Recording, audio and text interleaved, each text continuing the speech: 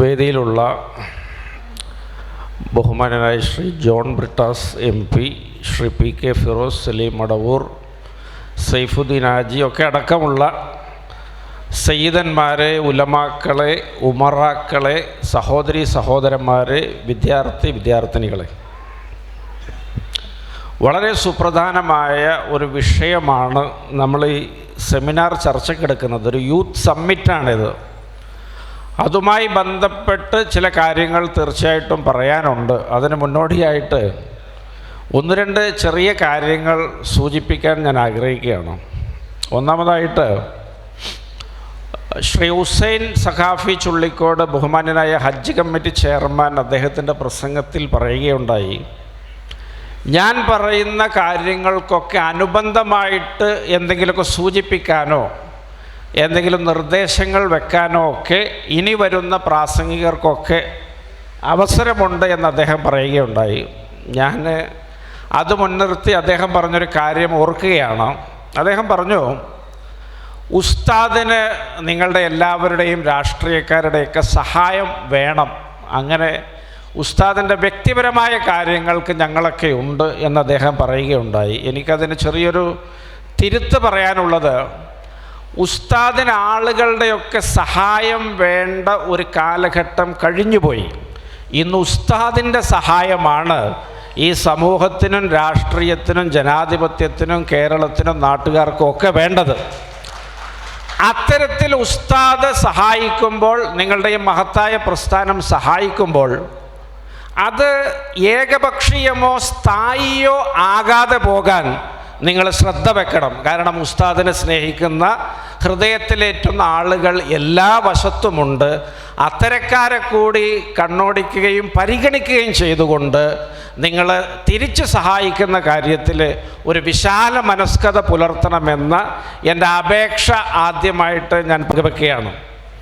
അതുപോലെ ശ്രീ ജോൺ ബ്രിട്ടാസ് MP സംബന്ധിച്ചിടത്തോളം, അദ്ദേഹം വളരെ ഉജ്ജ്വലനായ, ആർക്കും അസൂയ തോന്നിപ്പിക്കുന്ന ഒരു വ്യക്തിത്വത്തിനുടമയാണ്. അദ്ദേഹം മാധ്യമപ്രവർത്തന രംഗത്ത് വലിയ വിജയമാണ്. അദ്ദേഹം സാമൂഹ്യ പ്രവർത്തന മേഖലയിൽ, രാഷ്ട്രീയത്തിൻ്റെ കർട്ടന് പിറകിലുള്ള അതിൻ്റെ വലിയ നീക്കുപോക്കുകളിലൊക്കെ അതിപ്രഗത്ഭനായ, നമുക്കൊക്കെ വലിയ ആദരവുള്ള ആളാണ്.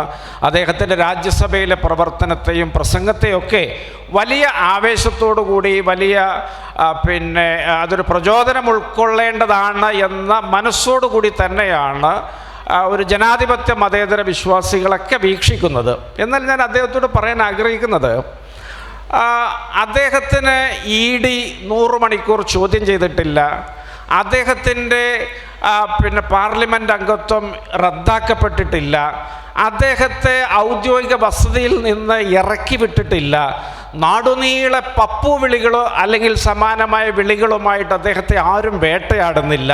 അത്തരത്തിലൊക്കെ വലിയ വേട്ടയാടലിന് വിധേയരാകുന്ന ആളുകൾ ഫാസിസത്തിനെതിരെ വലിയ പോരാട്ടം നയിക്കുമ്പോൾ ശ്രീ ജോൺ ബ്രിട്ടാസും അദ്ദേഹത്തിൻ്റെ സംഭാവനകൾ അതിൽ അർപ്പിക്കുന്നുണ്ട്. തീർച്ചയായിട്ടും അത് സ്തുത്യർഹമായ കാര്യമാണ്. എന്നാലും അദ്ദേഹം ഇവിടെ പറഞ്ഞതുപോലെ ഗുണദോഷിച്ച കോൺഗ്രസ്സുകാർ ആരെങ്കിലും ഉണ്ടെങ്കിൽ അവർക്ക് രാഹുൽ ഗാന്ധിയോട് ആ ഉപദേശം നൽകാനായിട്ട് അദ്ദേഹത്തെ പറഞ്ഞേക്കാൻ ശ്രീ ജോൺ ബ്രിട്ടാസ് ശ്രമിക്കണമായിരുന്നു. ഇനി അങ്ങനെ ആളുകളുണ്ടെങ്കിൽ അദ്ദേഹം ഇനി അടുത്ത ഏതെങ്കിലും വേദിയിലോ വല്ല എഴുത്തിലോ പ്രഭാഷണത്തിലോ ഒക്കെ ആ പേരുകളൊന്ന് മെൻഷൻ ചെയ്യുകയാണെങ്കിൽ അവരെയൊക്കെ ഒരു നിന്ദയോടുകൂടി കാണാൻ ഒരു കോൺഗ്രസ് പ്രവർത്തകൻ എന്ന നിലയ്ക്ക് എനിക്ക് താല്പര്യമുണ്ട് എന്നുകൂടി അദ്ദേഹത്തെ ഓർമ്മിപ്പിക്കുവാൻ ഞാൻ ആഗ്രഹിക്കുന്നു.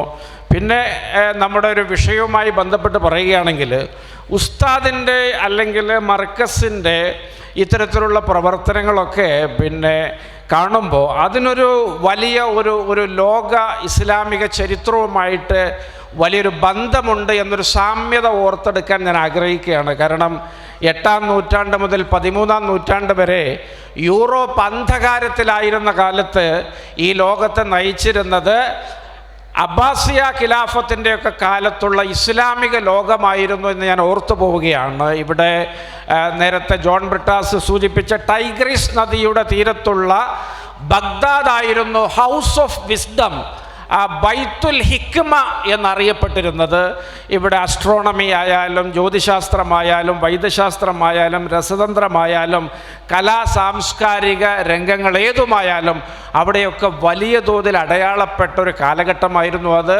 അൾജിബ്ര പിറവിയെടുത്ത, ട്രിഗ്നോമെട്രി പിറവിയെടുത്ത, വളരെ കൃത്യമായ ഗോളശാസ്ത്ര പഠനങ്ങൾ വഴി ലോകത്തിൻ്റെ വിവിധ ഭാഗങ്ങളിലേക്ക് സമുദ്രപാതകൾ തീർത്ത, സിൽക്ക് റൂട്ടുകൾ തീർത്ത അന്നത്തെ ഒരു മുസ്ലിം ലോകമുണ്ടായിരുന്നു. പിന്നീട് ഒരുപാട് നൂറ്റാണ്ടുകൾ പിന്നിട്ടിട്ടാണ് യൂറോപ്യന്മാർ ഇന്ത്യയിലേക്കൊക്കെ വന്നതെങ്കിലും അവർ വരുന്നതിൻ്റെ 500 കൊല്ലം മുമ്പ് സിൽക്ക് റൂട്ടുകൾ ഗോളശാസ്ത്ര നൈപുണ്യം മുൻനിർത്തി കണ്ടുപിടിച്ച് വ്യാപാരം നടത്തിയ വലിയൊരു പശ്ചാത്തലം, ആൽക്കമിയും കെമിസ്ട്രിയും വികസിച്ച് വലിയ ഔഷധശാലകൾക്ക് രൂപം കൊടുത്ത, സർജറി വികസിപ്പിച്ച, വൈദ്യശാസ്ത്രത്തെയൊക്കെ വിസ്മയിപ്പിച്ച അത്തരമൊരു കാലഘട്ടമുണ്ടായിരുന്നു.